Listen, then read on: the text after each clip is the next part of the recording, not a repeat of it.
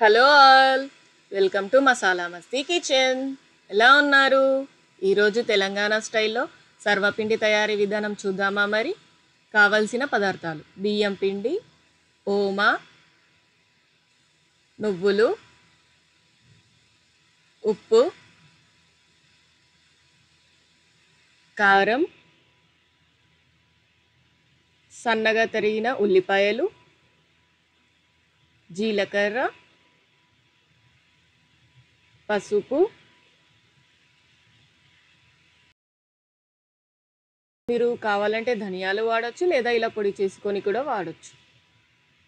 పప్పుని ఒక గంట ముందుగా నానబెట్టుకోవాలి. శనగపప్పు, పెసరపప్పు ఒక గంట ముందుగా నానబెట్టాను.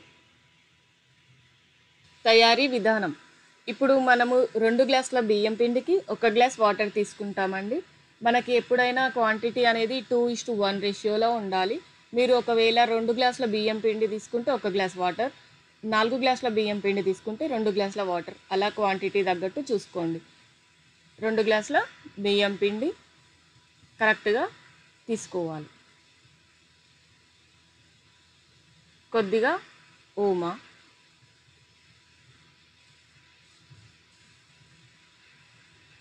కొద్దిగా జీలకర్ర.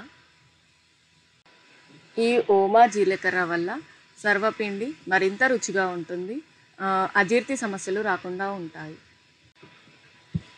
కొద్దిగా నువ్వులని కడిగి వేయించి పెట్టాము.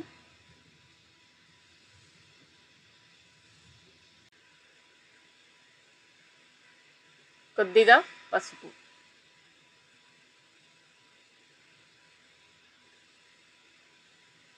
ధనియాల పొడి, రుచికి సరిపడా ఉప్పు,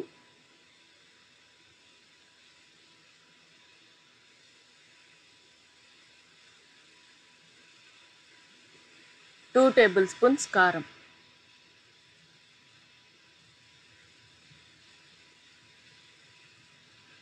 ముందుగానే సన్నగా తరిగి పెట్టుకున్న ఉల్లిపాయలు,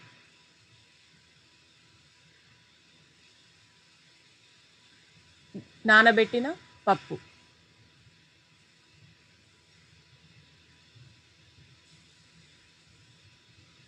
వన్ స్పూన్ అల్లం వెల్లుల్లి. ఇప్పుడు ఒక గిన్నెలో 1 గ్లాస్ వాటర్ని వేడి చేసి పెట్టుకోవాలి.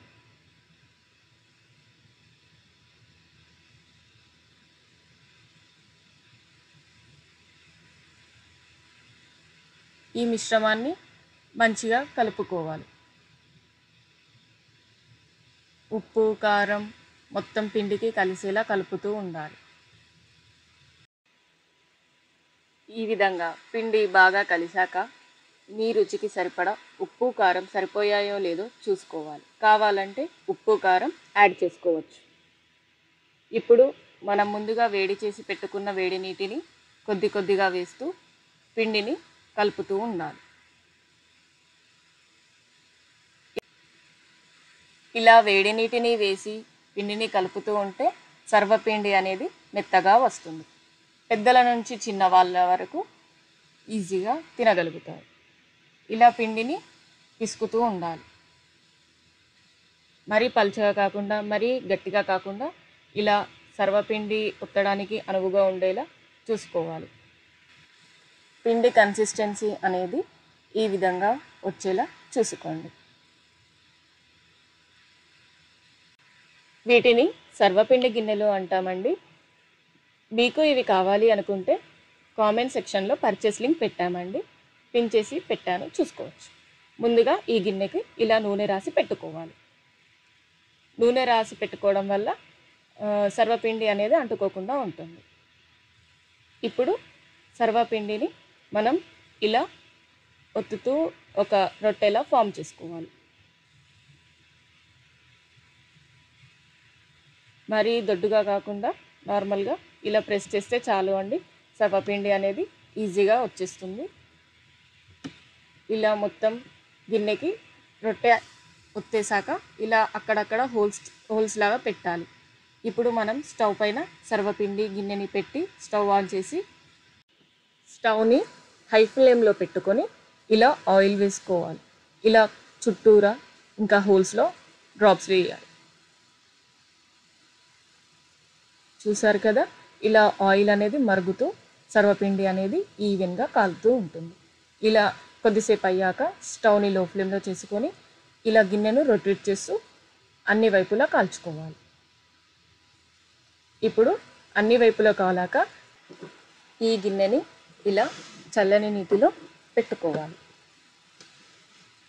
ఒక ప్లేట్లో చల్లని నీళ్ళు పెట్టుకొని ఇలా ఈ గిన్నెని అలా పెట్టుకోవడం వల్ల సర్వపిండి అనేది ఈజీగా తీయొస్తుంది. చూడండి, మనం ఎలాంటి ప్రెషర్ పెట్టకున్నా సర్వపిండి అనేది ఎంత ఈజీగా వచ్చేసిందో. ఇంతే, ఇలా ఈజీగా తాతమ్మల కాలం నాటి సర్వపిండి తయారు చేసుకోవచ్చు.